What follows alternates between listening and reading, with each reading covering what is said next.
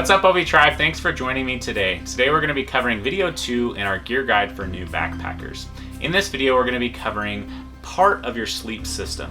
Really, we're going to be covering hammocks and sleeping pads. So let's dive in and start looking at the pros and cons of each system. So let's talk about some of the pros of hammock camping.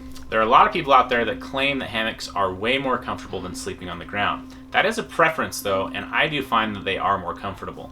They're easy to set up and take down. They're also going to be very, very consistent, as you're never going to be sleeping on a side hill. You're never going to be sleeping with that rock in your back. Also, another pro of hammocks is you can set them up for relaxing during the day. So maybe during lunch or dinner, you could quickly set them up and relax and have a seat. Some of the cons of hammock camping are that it can be more expensive, and also that there is a learning curve involved when you're first learning how to hammock camp. So let's dive into some of the pros of traditional or ground camping. First, you don't have to have trees, which is something that you don't always have availability to and you don't always want to have to worry about.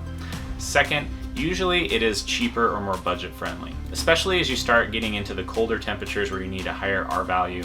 It can be cheaper to find the sleeping pad that is going to insulate you and keep you warm versus trying to find an underquilt with that same degree rating. Third, there is no learning curve involved. Simply you take your pad out, you blow it up, and you roll it up when you're done with it.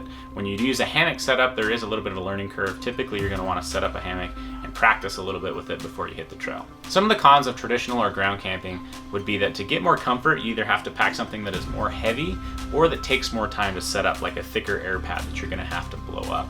So in order to get more comfort, it just takes more setup or more weight.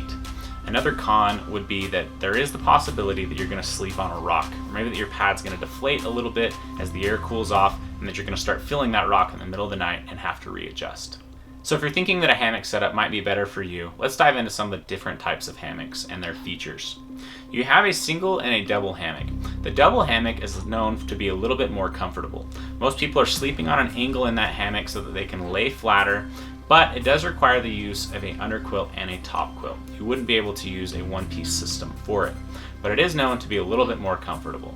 A single person hammock, you're going to have to sleep in a straight line between the trees, and there can be a little bit of a learning curve to get more comfortable, which we talk about in one of our other videos. The pro though is you are going to be able to cut out a little bit more weight, and you're also going to be able to use a single piece system such as our mummy pod.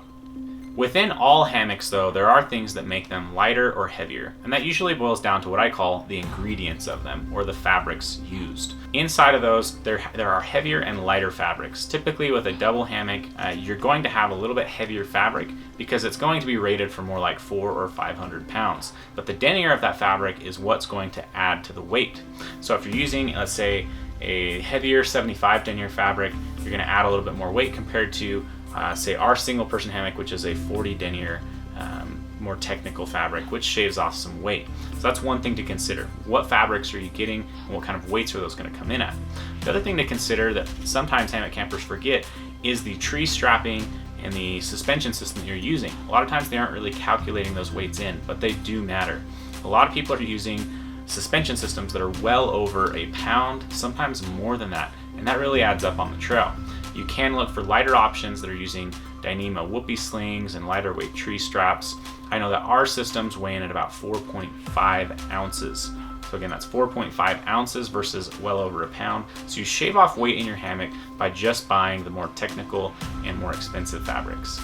If you're gravitating more towards sleeping traditionally or on the ground, let's run over the types of pads that there are and some of the pros and cons. First, you have a roll-up or fold-up type of a pad. You have self-inflating pads, and last you have an air chamber pad. With the fold-up or roll-up type pad, you're usually going to have a larger, more bulkier pad, but it is going to have good R value and it is going to be really lightweight. Comfort-wise, it is not going to be as comfortable as the other options. A self-inflating pad is known to be quite comfortable and compact down, smaller than a roll-up or fold-up type pad. However, they are probably the heaviest of all of the options. A true air chamber type pad is going to compress the smallest and be one of the lightest weight of the options. The nice thing about it is probably the most comfortable option. However, there is longer setup involved. One really important part of buying a sleeping pad is knowing the R value.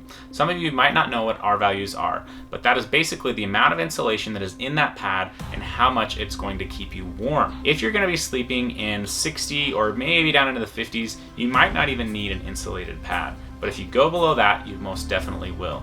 If you're going to be going into 3-season type scenarios, so let's say from 40 down to 15 degrees, you're going to need at least a 4 on the R-value scale, although I do recommend getting about a 4.5 on that R-value scale to keep you warm.